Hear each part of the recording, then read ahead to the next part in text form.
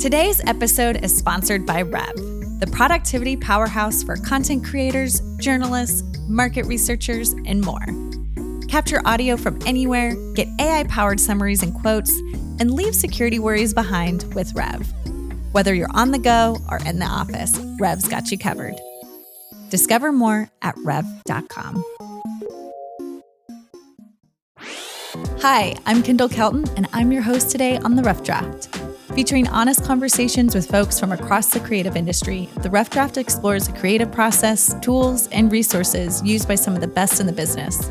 From journalists to content creators and business leaders, we shed light on what it looks like to break into the industry, make mistakes, collaborate with others, and the essential tools that help us all along the way. This week, I'm super excited to be talking with Jamilah King. Jamilah is an editorial director at Mother Jones and oversees a team of investigative reporters covering race, politics, criminal justice, and more. She previously worked as a managing editor at Buzzfeed, and as a reporter, she's profiled Kamala Harris, Stacey Abrams, and Lucy McBath. Her work has also appeared on HBO, Showtime, and CNN. Today's episode, Jamilah talks about how she got into journalism and editing and navigating the complexities of an ever-changing media landscape.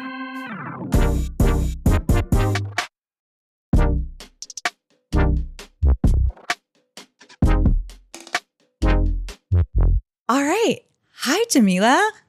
Hi. Hi. Thank you for coming on. I want to start from the beginning. What sparked your interest in journalism?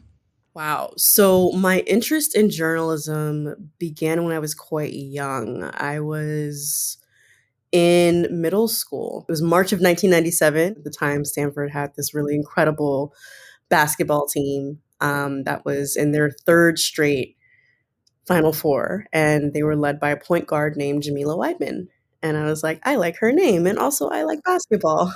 But that month, she was on the cover of Sports Illustrated, and she was the subject of a feature by Gary Smith that was just written in such a compelling way. It was a pretty, dark history of her family and sort of how she overcame that. I think that was the moment where I was like, oh, wow, you can write really pointed history in a way that really resonates with people. That said, I don't think I really made the connection until years later because I didn't like really pursue journalism. The one message that I got growing up from my mom was do something you love.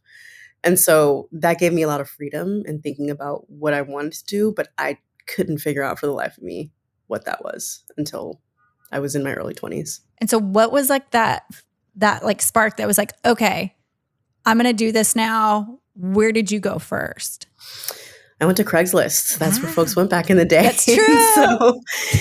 So I was finishing up college, and because all I knew was school, I was like, well, obviously more school, right? But I was like, let me try this journalism thing before I make any like real decisions. And so I found my first journalism internship at a place called Wiretap Magazine, which no longer exists. And it just so happens it was just like a very small operation run by a wonderful woman named Christina Rizga, who really kind of just needed an assistant.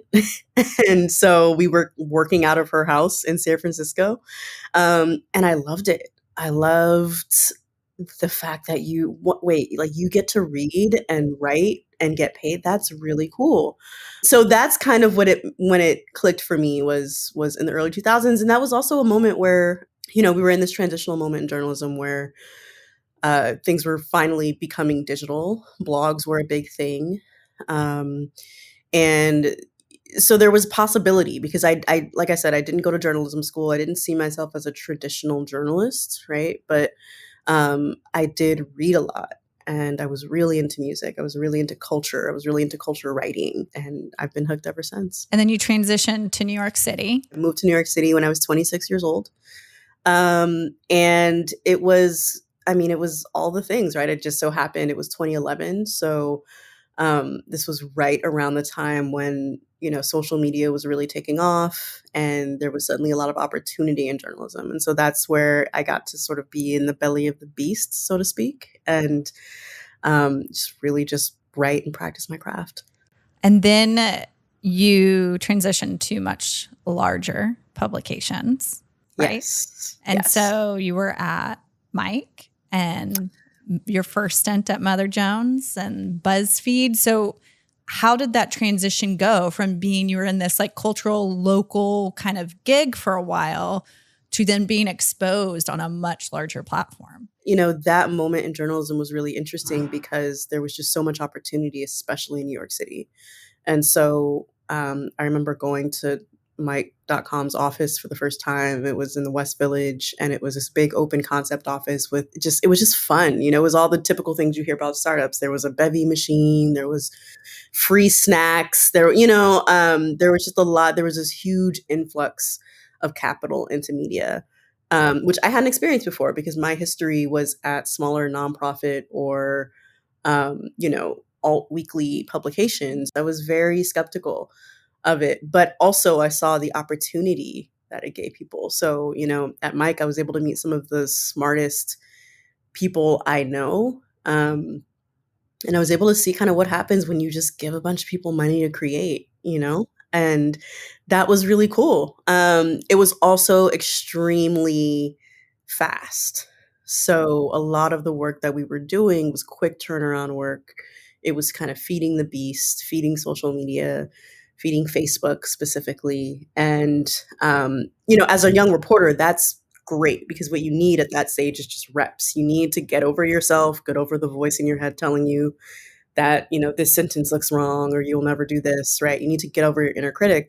You were saying how Mike, as an example, was getting this stream of cash coming in, but then you see media outlets shutting down.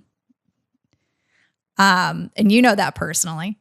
So how has navigating that shift kind of influenced the way you approach journalism now? So for myself, I've had to really become comfortable with the instability of the industry. You never get totally comfortable with it, obviously. The sort of guiding force for me has been asking myself one question, which is how can I make myself useful? So much of journalism is driven by ego. And, it's like my byline, it's my sort of clips, it's my body of work. And that's important. But I think there's also a moment where, particularly if you're a woman in journalism and you're thinking about starting a family or whatever, you have to think about like what you're actually willing to do. And for me, that's meant, having to think about, well, do I want to be that reporter who's out in the field all the time, filing stories and building up that body of work, but also are there other things? Are there other places in the newsroom where I can be useful? Whether that's mentoring other folks, whether that's editing, whether that's just finding places to fill the holes, right? Because like you said, places are shutting down, so there's plenty of work to go around.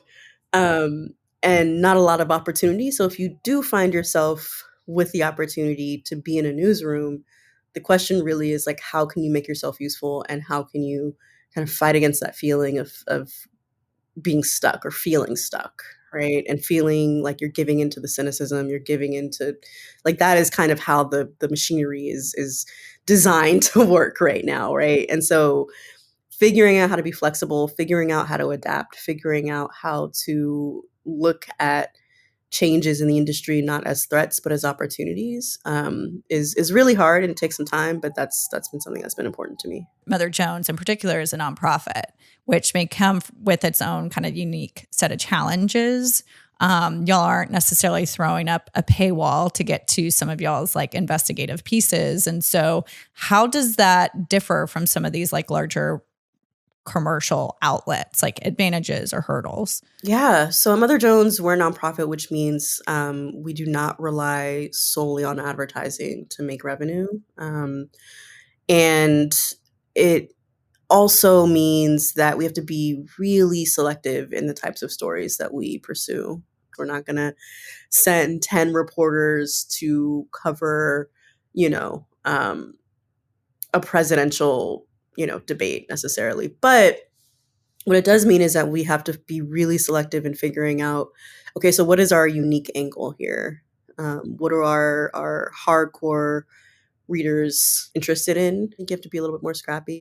So in our next episode, I want to kind of dive into a little bit kind of like your approach and to storytelling and editing, because you've worked across so many different platforms during your stint these last several years, and whether podcasts or diving into TV documentary, excuse me. And so it's like such a dynamic media landscape that I want to kind of dig into it for a bit. Yeah. Well, that's it for today's episode of The Rough Draft. Be sure to rate and subscribe in order to stay up to date with the latest episodes, and visit rev.com/podcasts for even more content. Thank you for listening, and we look forward to seeing you again on the next episode of The Rough Draft.